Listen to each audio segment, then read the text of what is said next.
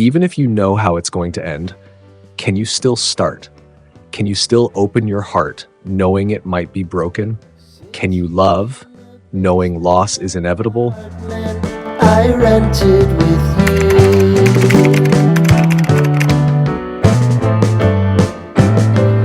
you. Let me tell you a story about memory, how it shapes us, how it haunts us, and how sometimes we wish we could simply erase it all. Memory is more than just a record of the past. It is the foundation of who we are.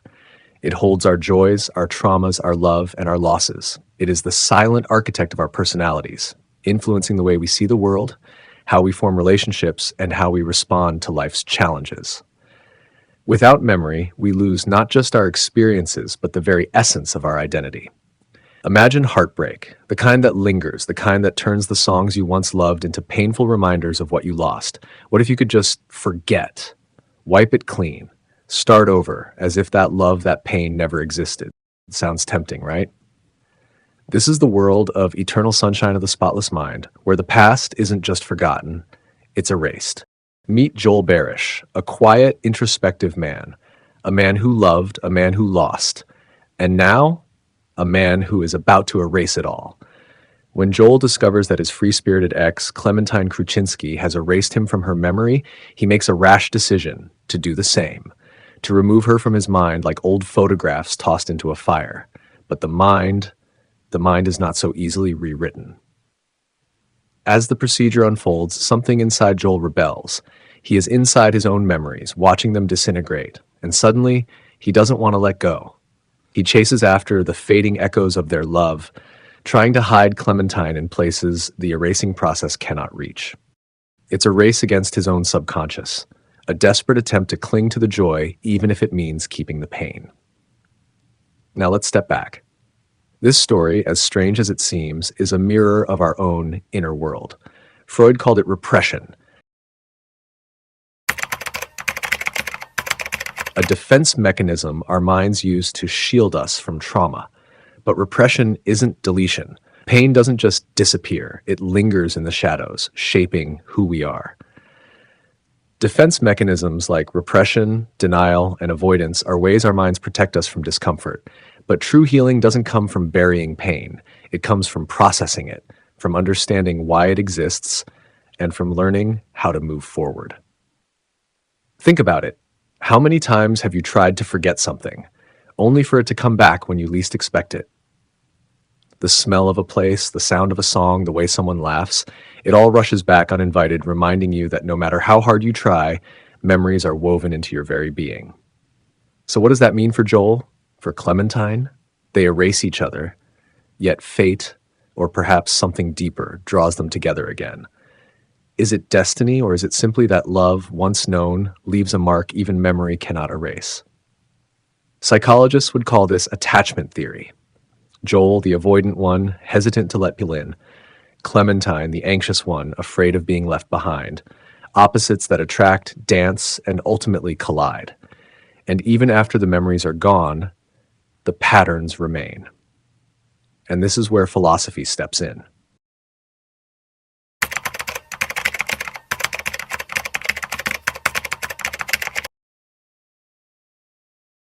It reflects the idea that those who forget their past aren't burdened by it. They can simply start over without dwelling on their failures.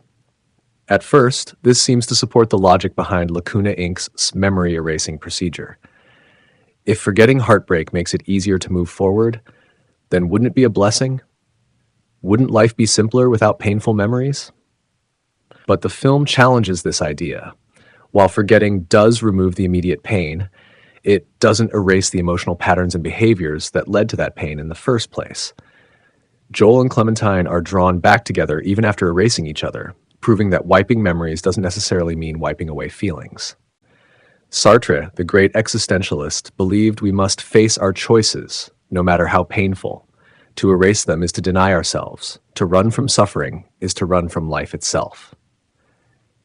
But then there's the Buddhist perspective, the idea that clinging to the past only causes suffering, that perhaps forgetting is a form of liberation.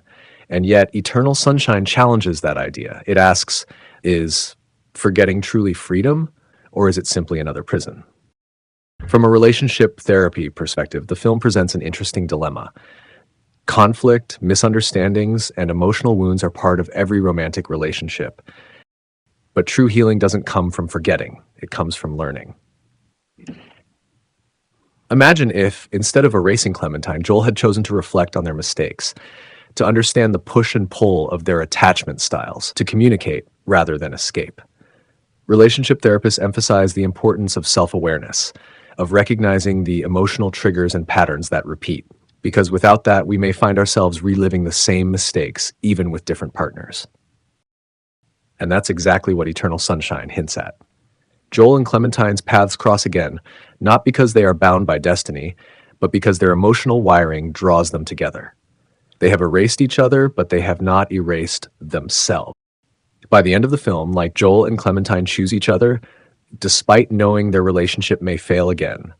In this way, they reject the idea that forgetfulness is the ultimate blessing and instead choose to embrace their history, their flaws, and their uncertain future. The film's question to Nietzsche's idea. Is forgetting truly a gift, or is it just avoidance? Do we actually learn from our mistakes if we erase them?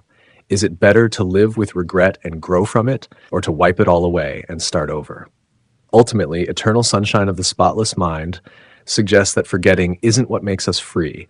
Learning, growing, and choosing to love despite pain is what truly liberates us. So what's the lesson here? That love is messy, that heartbreak is inevitable, that we will fail, and we will hurt, and we will wonder if it was all worth it. But to erase love, even the painful parts, is to erase the very thing that makes us human. At the end of Eternal Sunshine of the Spotless Mind, after Joel and Clementine rediscover their past through the recordings from Lacuna Inc., Clementine hesitates. She acknowledges that their relationship might fall apart again, that they'll hurt each other, that they'll repeat the same mistakes. She says, "I'm just a messed up girl who's looking for my own peace of mind. Don't assign me yours." Joel listens, processing the weight of what she's saying. Clementine is telling him the truth. They are flawed, their love is imperfect, and there are no guarantees. She warns him that things might not work out, that they might still end up in heartbreak. And Joel, with quiet acceptance, simply says, "Okay." It's not just a response, it's a choice. He knows the risks, he knows they might hurt each other again, but he also knows that love in all its messiness is still worth it. That single word, "okay," isn't resignation, it's bravery. It's Joel choosing to love even if it might lead to pain. It's him saying that despite knowing how it might end, he's still willing to start. And so, I leave you with this. If you could erase your worst heartbreak, would you? Would you sacrifice the pain if it meant losing the love, the laughter, the lessons? Or would you keep it all, scars and all, knowing that every moment, good or bad, makes you who you are? Eternal Sunshine of the Spotless Mind doesn't give us an answer. It only gives us a question. And perhaps that's the most powerful thing a story can do.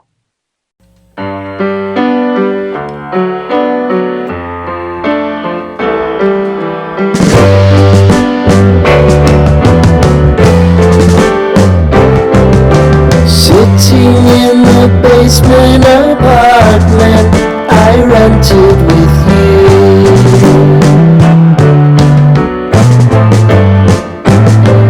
remembering the holiday